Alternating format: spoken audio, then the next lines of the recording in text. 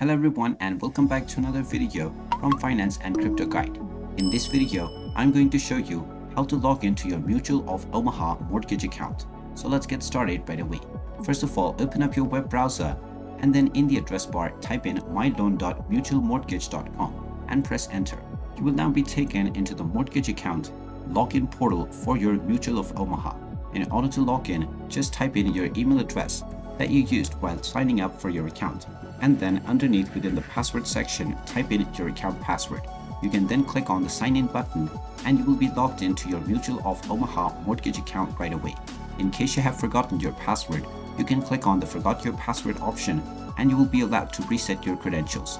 And there you have it. That is how easy it is to log into your Mutual of Omaha mortgage account. If you find this video helpful, make sure you hit that like button and subscribe to our channel if you haven't done so already. Also ring that notification bell to never miss another update from us. Thank you for watching and I will see you again in the next video.